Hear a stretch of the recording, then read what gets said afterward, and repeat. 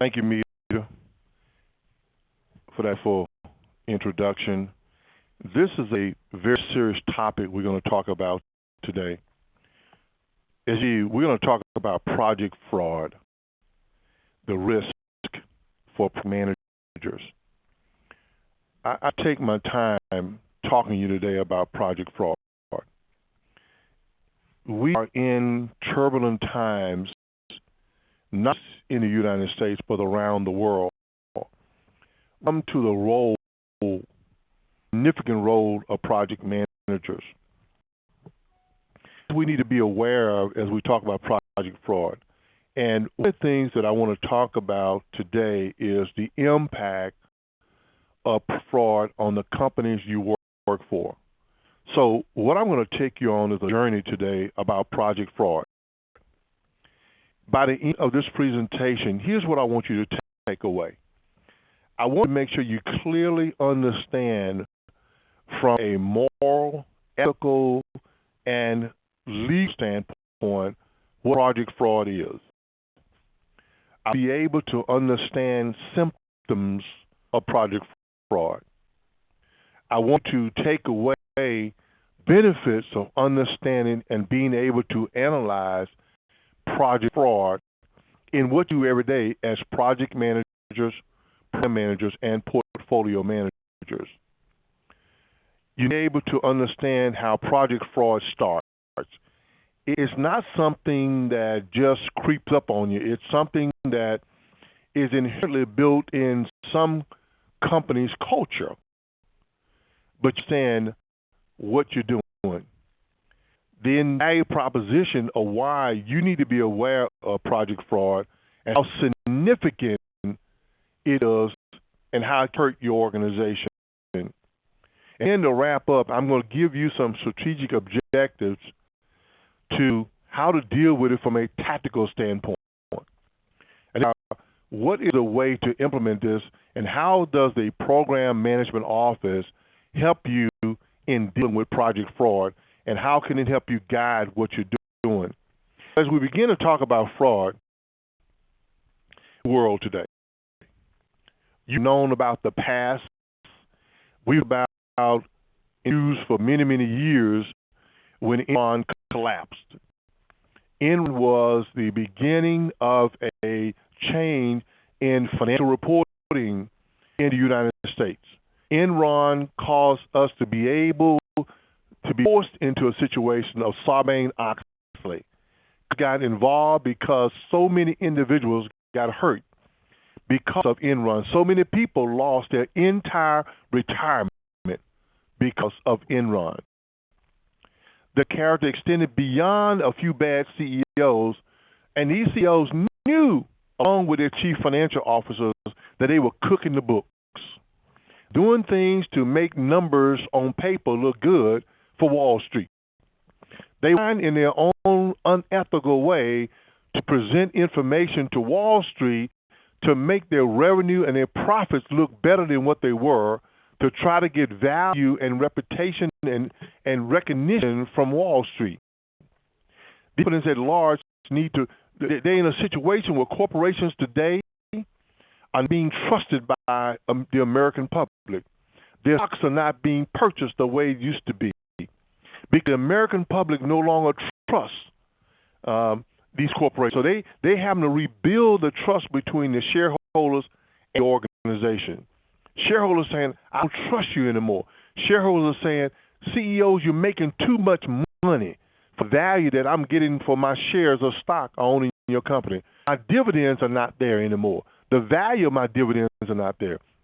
So when you begin to talk about looking at the new world of corporate governance, things have changed because of Enron. And as I begin to walk through this, so when you begin to say project fraud, what does this really mean? How does this fit into what I'm doing? How does this guide my thinking about corporations today? Number one, misrepresentation of a project's mission or progress to secure project funding is an issue with project managers. See, some project managers are willing to risk their moral, ethical beliefs to present a false picture to their corporations about looking at their project to give false information to get their project funded. See, you understand how that impacts project fraud, misuse of project resources. Project resources to produce or fund another project that was not allocated because you had excess funding is illegal. It's not fraud when you use funds or people or equipment on another project that had not been funded. It is proper dealing with project vendors for personal enrichment. You cannot work with your suppliers out in the marketplace and give preferential treatment because they're going to give you tickets to the Super Bowl or they're going to give you tickets to the Olympics in London. This fraud. You need to understand that you cannot be accepting anything of value from a supplier. Ladies and gentlemen, understand, we're talking about project fraud here. We're talking about you potentially as a project manager going to jail, having somebody bring you some chocolate to the jail because you've been arrested. Even if you don't go to jail, you're probably going to get fired from your company, damaging your career, hurting your family. You need to understand when we talk about fraud, it's not about, people out there, big CEOs and all that. We're talking about project managers. We're talking about program managers. We're talking about fraud at your level. You need to understand that you need to get value of what I'm trying to say to you. What are some of the symptoms of project fraud? Now, listen to this very carefully. Reported and unsubstantiated business case. How many of you are building business cases today in your company, and we're trying to say, I'm trying to justify a $1 million project in my business, and you know that the internal rate of return, you know that the return on investment that you put in here is not true, but you play the numbers game to get your funding. Ladies and gentlemen, this is fraud. This is fraud. Tell the truth. Tell the truth. This one is unsubstantiated project decisions. You make decisions that you know have no basis for what you're doing on the project. None whatsoever. You understand what you're doing. You know that you're not telling the truth, but you're trying to please your boss. You're trying to please management.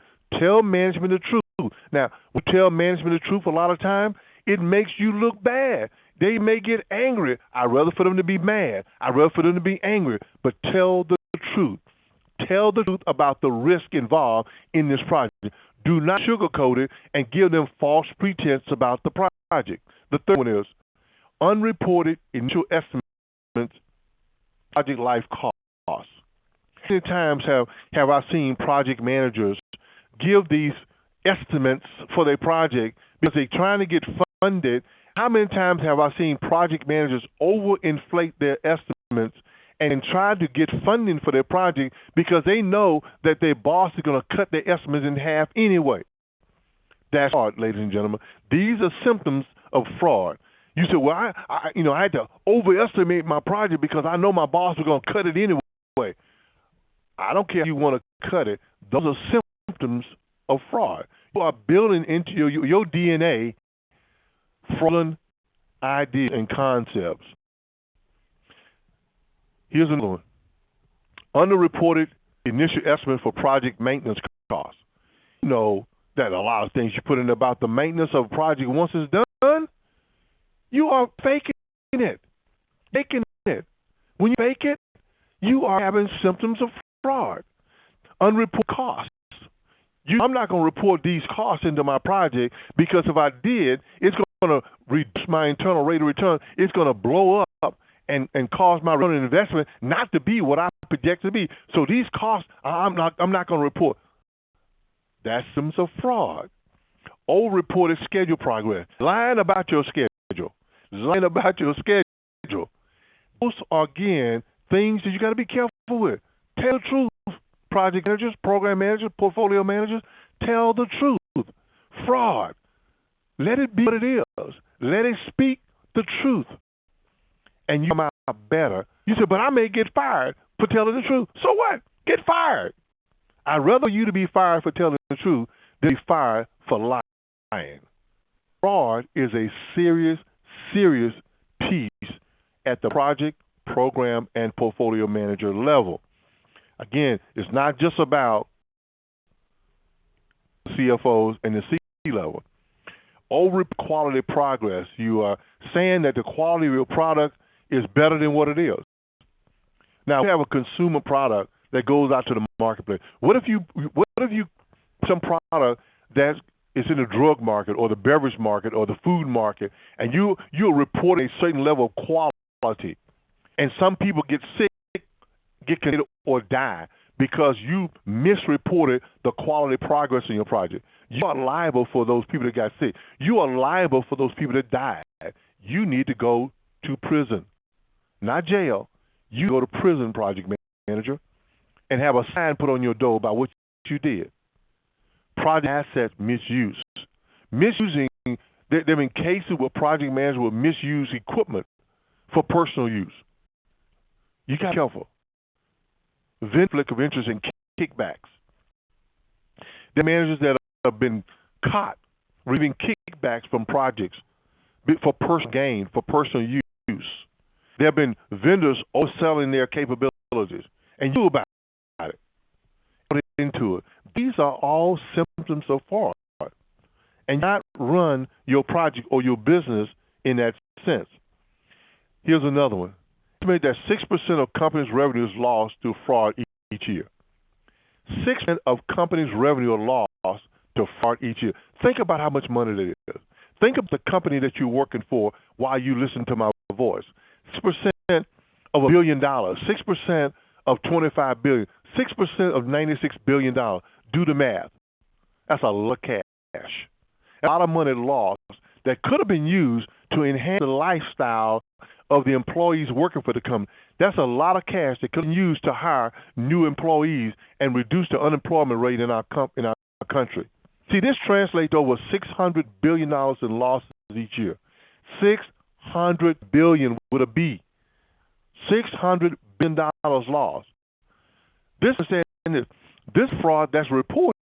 What fraud is going on right now in your company as you listen to my voice, right where you're working today, right where you're sitting today? How much fraud is going on today that's not even reported?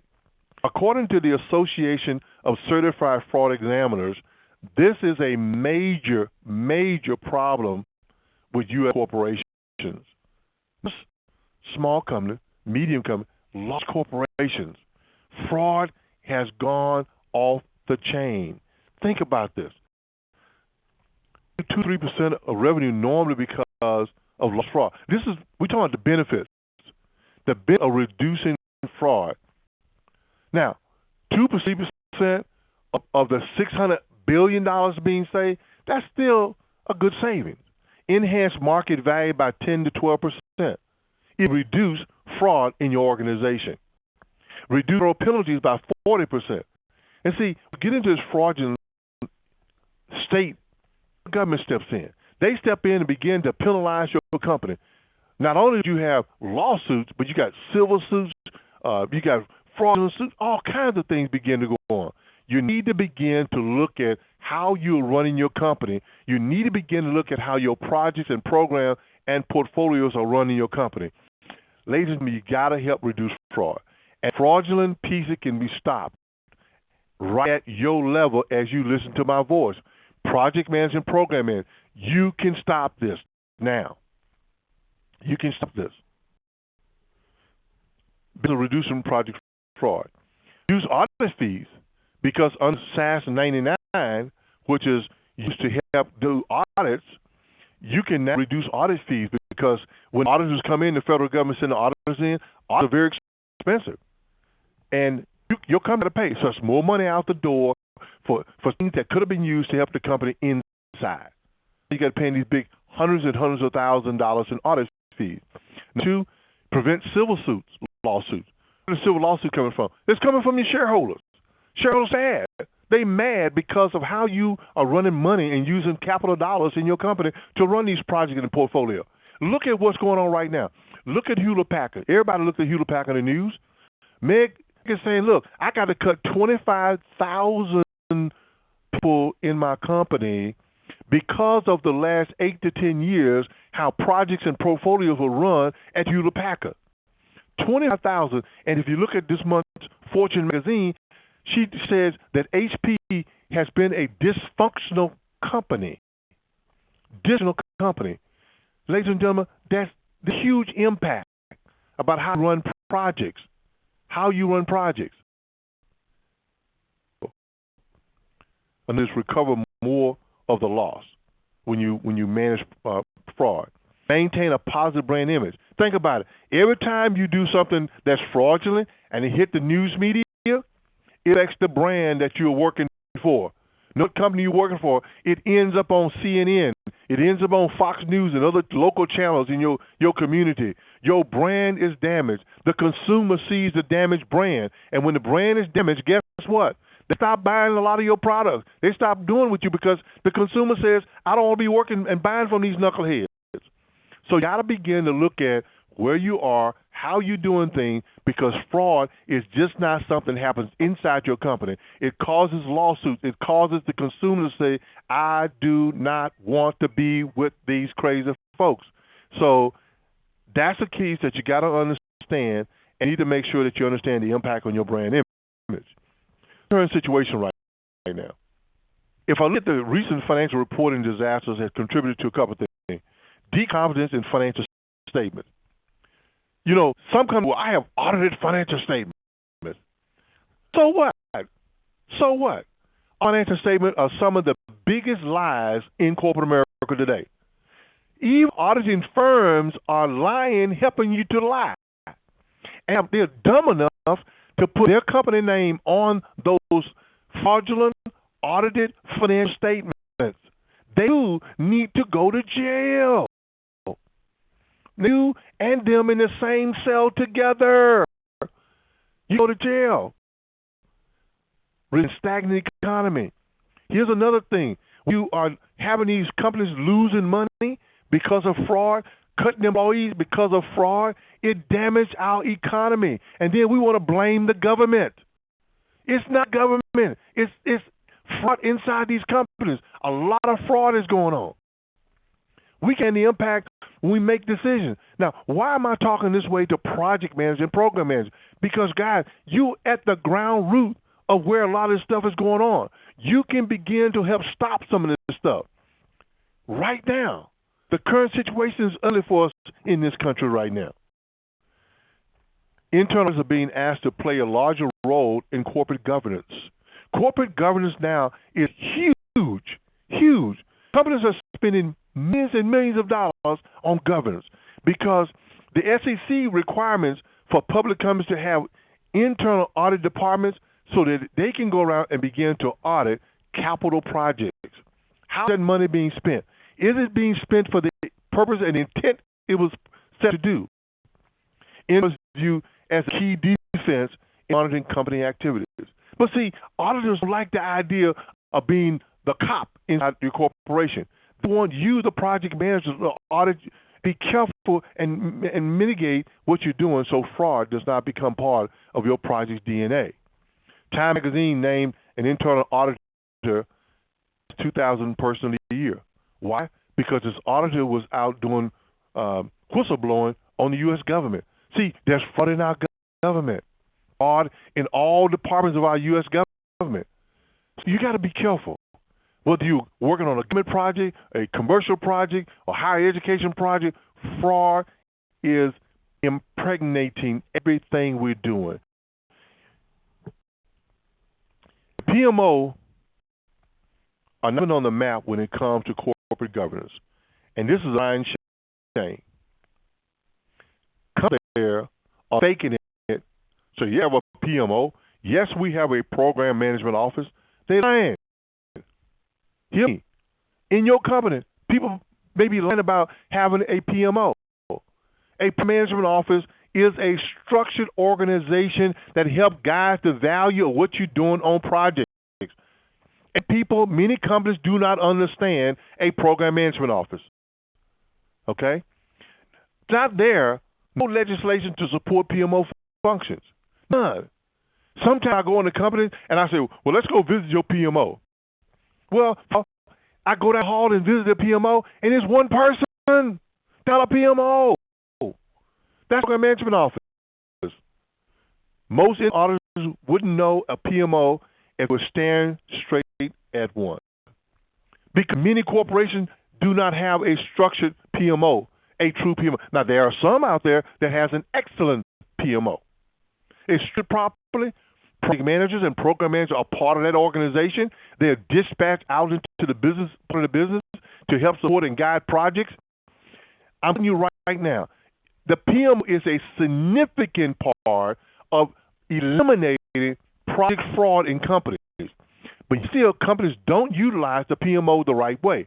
We believe, a lot of them believe that, I really don't want anybody trying to look at us like this. But see, project fraud abounds. What do I mean by this? When was the last time you saw a project business case that was 100% truthful? I didn't say accurate, truthful. When's the time you saw one that was trying to fake it, not fool somebody? We'll make mistakes in our estimates. That's human nature. That's the business. But we don't have to lie in a business case. Number two, are so many projects failing and so late in their life cycle? Because we have people that have lied in the business case about what that project can deliver and what value that project can deliver. And so I'm telling you right now, that you got to get a handle on the life cycle cost of projects. You got to get that under control. Number three, do your managers feel safe in their jobs? Do they feel threatened? See, fraud abounds. And intimidated because their boss is saying, this is what I want that business case to say. Now go back to your office and make it work and make it come to life. Current situations are ugly out there right now. So, the deal then. What's the deal? So, what's the value proposition to all this? How do I look at all this? How do I drive some value into this? What's the value proposition for?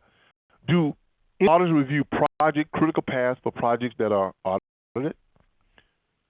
Well, most auditors don't even know what a critical path is. Audit projects are expected to be achievable and predictable, logical timeline. Okay? But most internal auditors are not trained to go in and audit a project or a program in the right way to be able to detect any type of fraud on a project. So we got to be able to train our auditors to do what they need to do in order for the value proposition to be of any significance to what we're doing. Another piece, project audits perform independently of the project team and key stakeholders. You statement do not have the fox guarding the chicken house. The fox's objective is to eat the chicken and the eggs, to destroy the chicken house by chicken and eggs. In case what we're saying here, it doesn't make any sense to have somebody in your project, in your organization, auditing your projects. It ounce of sense. You need to have somebody that's independent, totally independent, that comes in unannounced, unexpected, randomly to audit your projects. And have that, then you foo-foo. You in it. There's need for a check and balance. There's need for somebody outside your organization to come in and look at where you are. You're looking at the value proposition. Do your team feel safe today? Can they be proactive in their work to deliver work? This group has recently reported that 86% of IT projects are failing each year. 86% of IT projects. This means 5 out of 6 project managers will fail. 5 out of 6 project managers will fail if they're telling the truth. Telling the truth. Now, if they're lying, we say 6 out of 6 are going to be successful. They lying. This is fraud, ladies and gentlemen. Most managers are aware how dangerous it is in this occupation. Most project managers are beginning to understand that being a project manager or program manager in today's world we live in today is a serious business that can potentially get them fired and in some cases potentially end them up in prison. Got to take this serious. Just as you've gone and studied for your PMP exam and you have those 3 letters behind your name, you are violating the ethical beliefs of a project manager. you get this under control. You begin to take the risk of telling the truth about what's going on.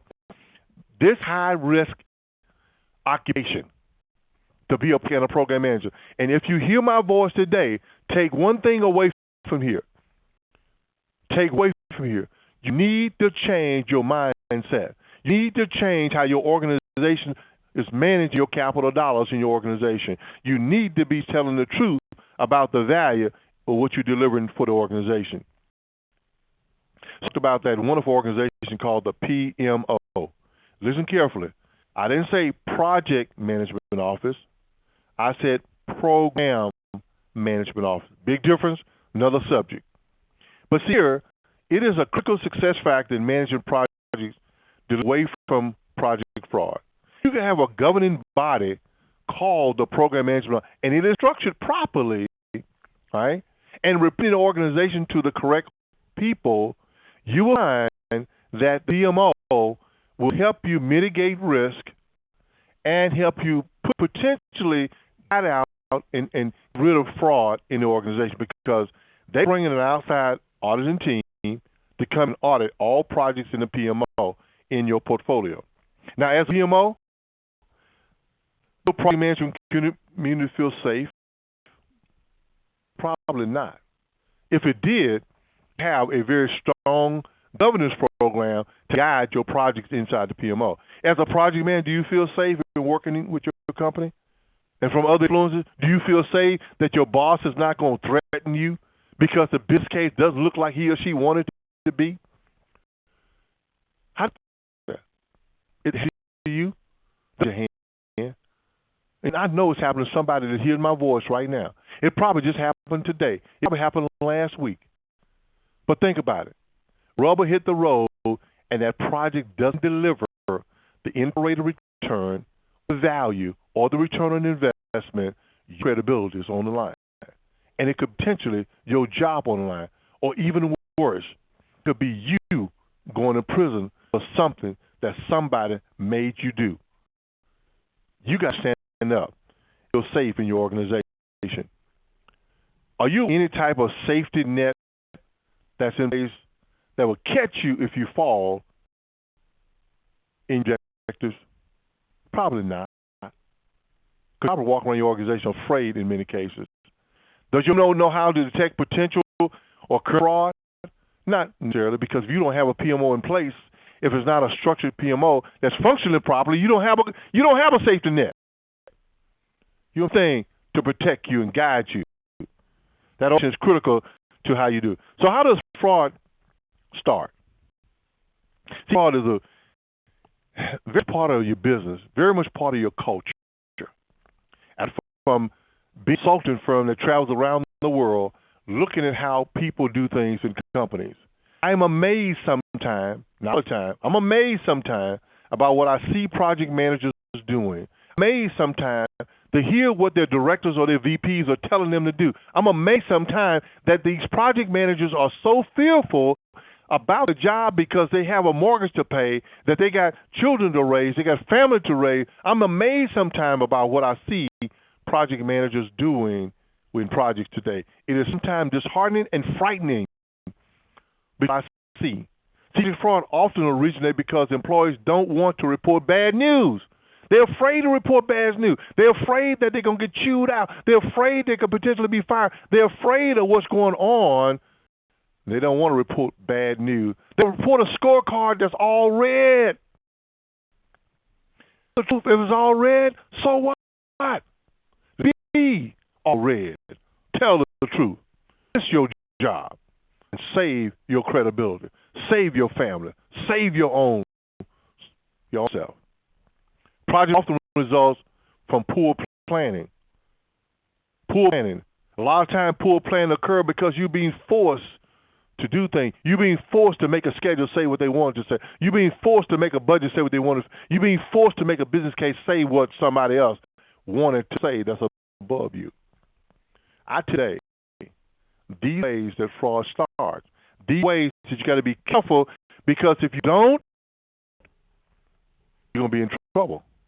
I'll tell you right now, when I look at how I look at fraud, I say first off with the team. So modify that project team expectation. Bench team, work with your team, track down in time the way. A project delivery critical path. Don't play. You gotta focus on how to. You must conduct regular project status meetings. And listen to me carefully.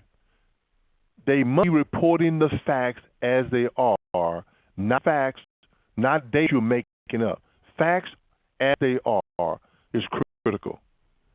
Build that culture with your team. Size is 3 or more. That's because it's a team you're trying to work with.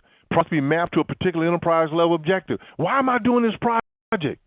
Why are you doing this project? When you can tell me that I'm working on this project because it fit in this corporate strategic objective, and you have a business case to go with it to help drive that strategic objective, I'm telling you right then, move forward.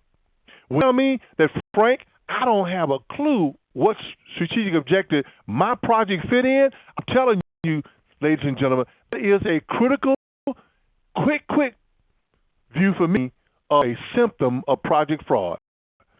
Why are you spending shareholders' money if you're not tied to a strategic objective that's helping drive the business? It must be known PMO. You said before, I don't have a project sponsor. Right now, you're walking the path of suicide. You're walking the path of project management suicide. You're running a capital project, spending capital dollars, and yet still you don't have any cover. You have a project sponsor. Ladies and gentlemen, you're walking a suicidal path without a project sponsor. Progress must be listed in the project portfolio. You got to report on some frequency, whether weekly, bi-weekly, or whatever. You got to report the status of where you are. Your dashboard, your scorecards, whatever you need to take. Report where you are and get assistance wherever you need some help from your team or upper management. So a portfolio man in the PMO. Because let me explain something to you. Inside the PMO, I love PMOs. I love Program Management Office. Because a Program Management Office to me is like a mutual fund. That's why I love them. See, because every project inside your PMO is like a stock, a blue chip stock. And the stock can go up and down throughout the life cycle of the project, right? So look at your PMO as being your portfolio of all of the projects within your company, and those values are going up and down. They said value is going to go up and down. The corporate objective is going to change. You're going to kill some projects. You're going to start some projects. But yet still, this portfolio is all being managed for that company or that division by that program management office. Require all projects use a standard sort of costs and values and estimating. Okay? Has standardized templates and rules and guidelines.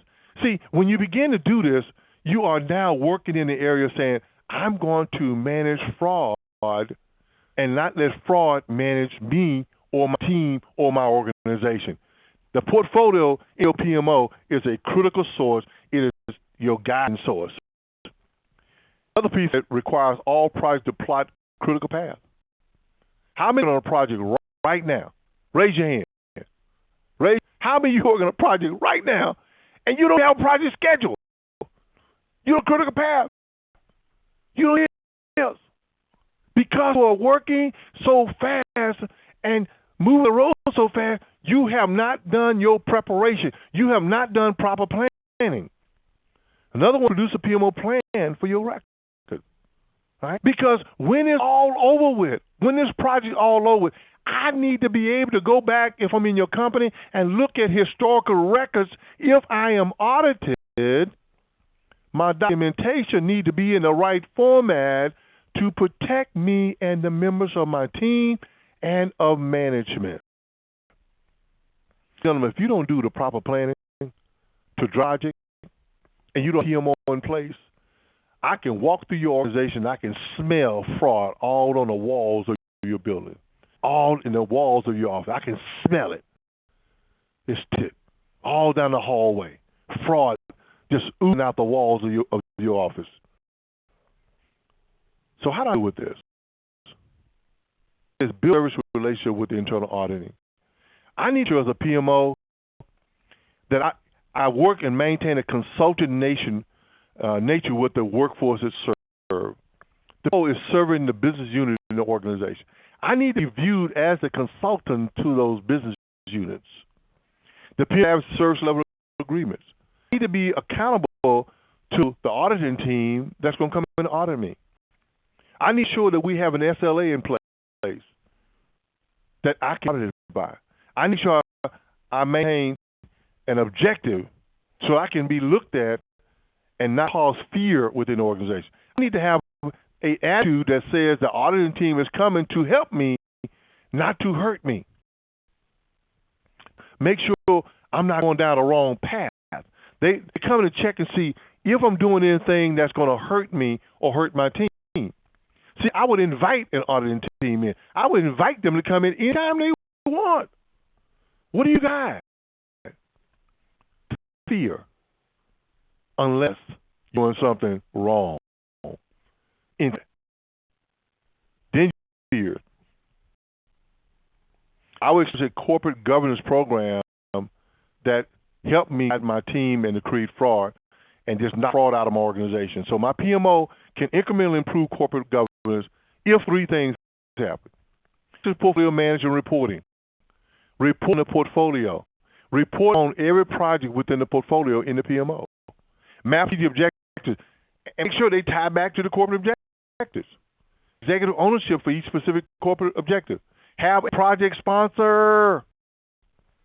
So what we're doing ties back to the corporate objectives. Make sure that what we're doing fit into what we're doing. Make sure that we're guiding ourselves. Make sure that we're spending the money the right way. Make sure we're using corporate resources the right way.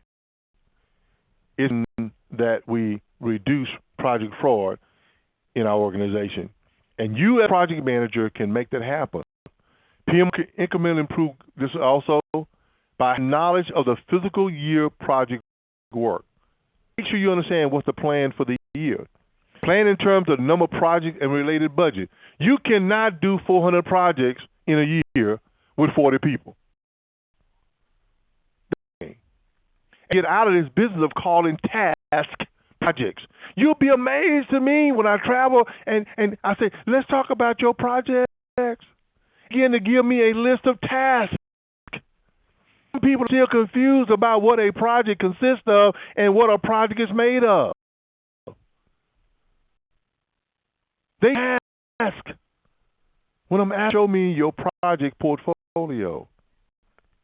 Our consultative function, avoid being the big brother, avoid being the enforcer. As a PMO, you're not there for that. You're there to consult an organization to the business unit. Have a defined PMO charter.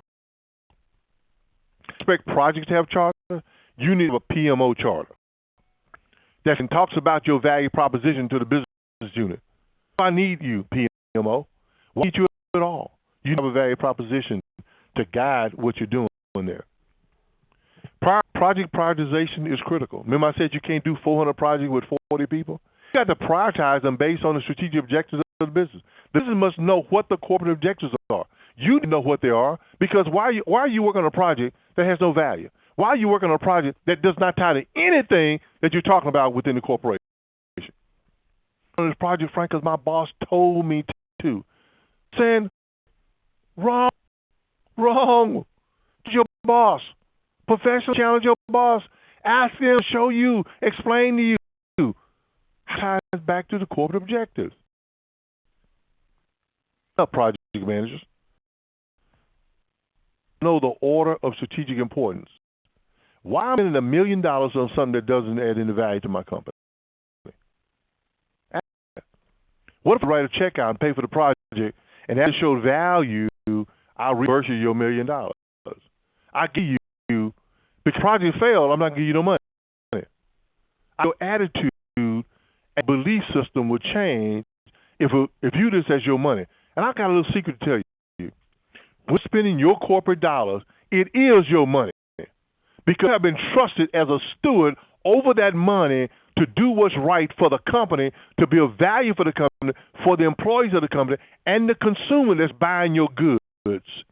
You have been trusted with that money as a steward. It is your money. wisely and look at what you're doing. As I talk about prioritization, how important it is, I need to make it back. I need to make it ties back very heavy into what we're doing. I need to make sure that everything is linked together. I need to make sure that the few gap analysis is there and driving us correctly. I need to make sure that as we move forward, that we are driving this portfolio correctly and helping move corporation in a way that help guide who we are and how we do things. To reduce negative human behavior. See, portfolio management can change the culture of the organization. Remember I told you that if the culture is stinky, bad, and smelling bad, that fraud is going to be oozing out over the walls of your building? You can't walk down the hallway until fraud is just falling on you like thick molasses. It's nasty, all right? Portfolio management help you now to change the behavior in the company, change the culture of your organization. It encourages teaming as a means to achieve more results. And you begin to put each other into check. You begin to challenge each other. Why are we doing this? Is it the right decision to make? What good is it for the value of the organization? These are things that you need to go look at. These are things that you need to make sure are being done to help protect your company and yourself from project fraud. Accents the importance of developing team members' cognitive skills, be able to deliver things faster, cheaper, more effective, increase efficiency in the organization, improve productivity in the organization. See, all of this goes on because if I'm looking at how to deliver and I'm focused on delivering value in the organization, see, I'm going to ride along the critical path and drive my projects effectively. I encourage and move my team and let them motivate themselves to do what is right for the company, not us individually, but for the overall company. Ladies and gentlemen, causes a lot of pain, a lot of embarrassment, a lot of hurt. This is the list I want to begin to close with. Project fraud checklist. We have these things in place. In this case, justification. Project charter. We all know that the project charter is a critical document. A charter gives you the authority to begin to execute on based on what the business case that says you are here to do. I have the right project structure in place. Right. Do I have a projectized team? Do I have a matrix? Do I have a strong matrix, weak matrix? What's my structure? Make sure to have a work breakdown structure that's documented, all right? And maybe review it constantly. Make sure my estimates are reviewed based upon the work breakdown structure, because if they're a bottom-up or a top-down estimate, I need to make sure that it's tied back to the work breakdown structure. See, these are the things that goes on with my fraud checklist. I'm sure I have a good project schedule, because if I don't have a project schedule, guess what? I don't have a critical path. I think I got a critical path, I don't have a project schedule. I'm faking it. I'm faking it. In other words, simple language, you're lying to yourself. Project risk management model. You know, project management, where's your risk plan? It's in my head. Yeah. How many times do I hear that? Risk in your head. Risk a plan on paper. You and your team have worked together on with the stakeholders. Project manager says it's in the head, slap them on the head, knock it out. It needs to be on the paper. Another item, management evaluation. How will management evaluate us? Based on what? In turn, cost, schedule, add it in writing. Organization evaluation. What about the organization you're doing this work for? How do they evaluate you? Make sure it's in writing up front. The controls. What if things get out of whack? How do you get on track? How do you know we're off control? What's monitoring? What's controlling? Got to be able to walk through and look at how to guide these things that we're working on. Now, we spent this hour on project fraud. I've slammed the subject very hard. I have pushed on you very, very hard. I did this on purpose because I want you to know that when you were talking about the Sarbanes-Oxley law and read the Sarbanes-Oxley law, you need to, if you haven't read it, go to Google and do a search on Sarbanes-Oxley and begin to understand what that means to your CEO and your CFO. All right? If you go to jail because of what the company is doing, because of some project or program you've been working on, I can assure you they're going to make sure you go to prison too. You used to go to prison. You need to be locked up and then chained to the wall and your keys thrown away. That's how serious it is. Why, Reese Frank, why are you being so hard on us about this? Because it's unethical. Because it hurts people. Because it destroys companies. It's companies to lose a lot of money. When companies lose money, what do? They go the easy route. They start cutting staff. When they cut staff, it increase unemployment in our country. When unemployment goes up, people can't buy things for their family. And that project fraud is serious.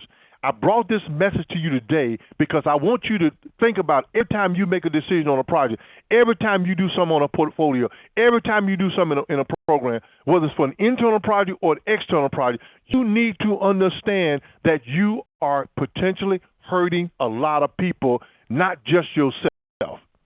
You may think that you're gaining credibility. You may think that you're looking good because of what you have said and mispromised.